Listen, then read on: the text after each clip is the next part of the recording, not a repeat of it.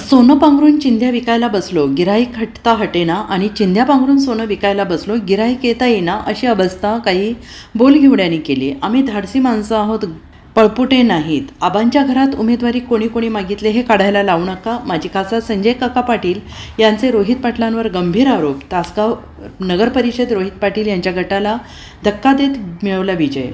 सोनं पांघरून चिंध्या विकायला बसलो, गिऱ्हाईक हटता हटेना आणि चिंध्या पांघरून सोनं विकायला बसलो, गिऱ्हाईक येता येईना अशी अवस्था येथील बोलघेवड्या लोकांनी केली. आम्ही केलेली सगळी कामे आता जनतेपर्यंत पोचवू. आम्ही नेहमीच कर्तव्याच्या भावनेतून काम करत गेलो, पण पलीकडून नेहमी फसवण्याच्या भावना आल्या.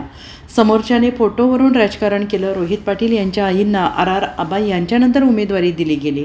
त्यात संजय पाटलांचा रोल मोठा होता. त्यात अगदीनं आम्ही वहिनींचं नाव पुढे आणलं होतं. त्यांच्या घरात कुणी कुणी उमेदवारी मागितली होती, आईनं शरद पवारांना काय काय सांगितलं होतं हे आता मला सगळं नव्यानं काढायला लावू नका. आर पाटील हे तासगाव मतदारसंघातून निवडून गेले होते, ते कसे गेले हे आज काढायची गरज नाही. धार्मिक गुलामगिरी तालुक्यातील लोकांना ठेवण्याचे जे काम सुरू आहे ते आता आम्ही चालू देणार नाही. 40 वर्ष आमदारकी असताना तुम्ही कसे निवडून आला, कोणासोबत बसला, कोणती लोकं घेतलात, हे सर्व पुराव्यानिशी आम्ही पुढील काळात काढूच. या निवडणुकीत आमच्यावर खोटेनाटे आरोप केले गेले. विरोधकांनी सहानुभूती घेण्यासाठी आमच्यावर चुकीचे आरोप केले. तालुक्यात बाहेरून कोणते गुंड आणले, कोणाला मारले हे सर्व माहीत आहे. आम्ही धाडसी माणसं आहोत. तसेच तासगावच्या नगरपरिषद निवडणुकीत पैशाचा प्रचंड वापर विरोधकांनी केला असा आरोप संजय काका पाटील यांनी रोहित पाटील यांच्यावर केले आहे. आज हा दिलेला तासगावच्या नगरपालिकेतील हद्दील मतदार बंधू भगिनींचा कौल विनम्रपणानं आम्ही स्वीकारतो. या सगळ्या गोष्टीला निश्चितपणानं उत्तर देऊ. जे म्हणतात की सोनं पांघरून चिंध्या विकायला बसलो, गिऱ्हाईक हटता हटेना आणि चिंध्या पांघरून सोनं विकायला बसलो, गिऱ्हाईक येता येईना अशी अवस्था इथं बोलघेवडे लोकांनी केलेली आहे.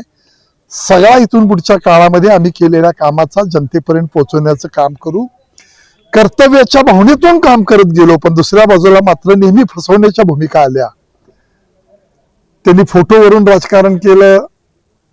त्यांच्या आईंना ज्यावेळी आर आबांच्या नंतर उमेदवारी दिली गेली त्यात संजय पाटलाचा रोल मोठा होता. आणि वहिनी नाही, आर आबा गेले, त्यांच्यावर आमचं वैर गेलं. म्हणून ताकदीनं आम्ही वहिनींचं नाव पुढे आणलं होतं. त्यांच्या घरात कुणी कुणी उमेदवारी मागितली होती, आईंनी शरद पवारांना काय सांगितलं होतं ते आता मला सगळं काढायला लावू नका. विषय एवढाच आहे की आर पाटील हे या मतदारसंघातनं आमदार म्हणून निवडून गेले होते. किती मतानं, कसा मतानं हा भाग आज काढायचा नाही, पण कोणते धर्मात्मा पुण्यात्मा आणि अशा पद्धतीचा जो काय ऐरोभाव म्हणून मानसिक गुलामगिरीमध्ये ठेवायचं तालुक्यातल्या लोकांना काम चाललेलं आहे ते आम्ही इथून पुढच्या काळामध्ये चालू देणार नाही. लोकांच्या कामासाठी पद दिलेले आहे. तुमच्याकडे 40 वर्ष आमदारकी आहे. तुम्ही कसे निवडून आलात, कोणाची मदत घेतली, कुठे बसलात, कुठल्या समाजाची मतं घेऊन तुम्ही केलं, ते सगळं पुराव्यानिशी आम्ही उद्याच्या काळामध्ये दाखवू. आणि हा दिलेला तासगाव शहराचा कौल विकासासाठी अधिक गतिमान काम करू, अधिक विकास करू. त्याचा चांगला शहराचा सर्वांगीण विकास करण्याचा आम्ही सगळे प्रयत्न करू. बाबासाहेबांच्या मंडळी ह्या थेट नगराध्यक्षाला आणि 13 नगरसेवक आलेत. काय आमचे नगरसेवक उमेदवार थोडक्या मतानं पडलेले आहेत, तेव्हा त्याही मंडळींचं निश्चितपणाने योगदान आहे या सगळ्यात. आम्ही आता त्यांच्या घरी जाऊन त्यांनाही भेटून येतोय. पण चॅनलच्या माध्यमातून जे काही सांगितलं जातं, चित्र उभा केलं जातं, ते चित्र काही सगळंच त्यांच्या गोष्टी खऱ्या कधीच सांगितल्या जात नाहीत. म्हणून कवटेमंका आणि तासगाव आणि आता इथनं पुढची जिल्हा परिषद आणि पंचायत समिती ही निश्चितपणानं कार्यकर्त्यांच्या बळावर ही निवडणूक आम्ही जिंकू. कुठला नेता नाही, कुठलं चिन्ह नव्हतं, कुठली पार्टी नव्हती, कुठली आम्ही सभा घेतली नाही, खोटे नाटे आमच्यावर आरोप केले गेले. पण आम्ही ठरवलं होतं एकदा लोकांना आपण म्हणजे विचारू मताच्या रूपानं की तुम्ही आम्हाला स्वीकारणार आहे का नाही. ही भूमिका घेऊन आम्ही काम करत राहिलो. जे काही त्यांनी आरोप केले ते निश्चितपणानं चुकीचे आरोप केले होते. लोकांची सहानुभूती घेण्याचा प्रयत्न केला, खोटं नाटं सांगण्याचा प्रयत्न केला.